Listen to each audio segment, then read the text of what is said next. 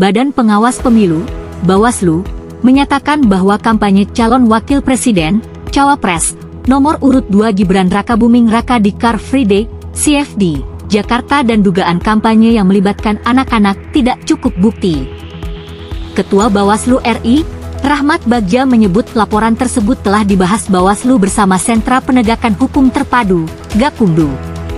Hasil tindak lanjut tersebut menyatakan, tidak cukup bukti dalam pelibatan anak-anak, yang artinya tidak memenuhi unsur pidana pemilu sehingga hal tersebut bukan merupakan pelanggaran pidana pemilu, kata Bagja di kantor Bawaslu, Jakarta Pusat.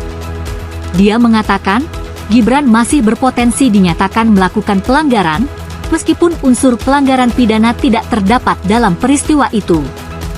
Namun, Bawaslu melakukan penelusuran lebih lanjut berkenaan dengan potensi pelanggaran terhadap peraturan perundang-undangan lainnya, jelas dia. Sebelumnya, Bawaslu DKI Jakarta mengaku sedang menyelidiki kegiatan calon wakil presiden nomor urut 2, Gibran Rakabuming Raka di area Car Free Day, CFD, Sudirman Tamrin, Jakarta Minggu lalu. Koordinator Divisi Penanganan Pelanggaran Bawaslu DKI Jakarta Beni Sabdo mengatakan penyelidikan itu bertujuan untuk memastikan apakah kegiatan Gibran membagikan susu kepada warga di CFD termasuk kategori kampanye atau tidak. Terkait peristiwa tersebut, Bawaslu Jakarta Pusat sedang melakukan penelusuran dan pendalaman, ujar Beni saat dikonfirmasi di Jakarta. Diketahui, Gibran memiliki program yaitu membagi-bagikan susu kotak. Namun, Beni belum bisa memastikan apakah kegiatan Gibran termasuk ke dalam kegiatan kampanye atau bukan. Sejatinya, kata Beni, area CFD tidak diperbolehkan untuk melakukan kampanye politik capres-cawapres maupun calon anggota badan legislatif.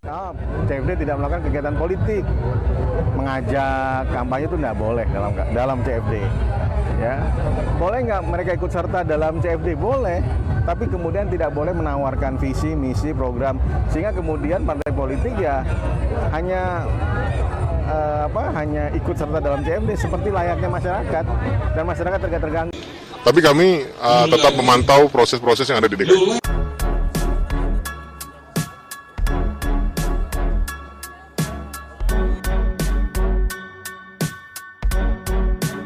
Tapi udah sampai laporannya ke Bawaslu kan ada tuh yang satu paslon itu ya Pak ya. Kapan akan keluar nih Pak hasil, katanya kan ini masih diteliti atau masih dipelajari ya, apakah ada unsur APK-nya, kajiannya, kapan Pak kira-kira keluar? Kita punya waktu 7 hari plus 7 hari ya. Jika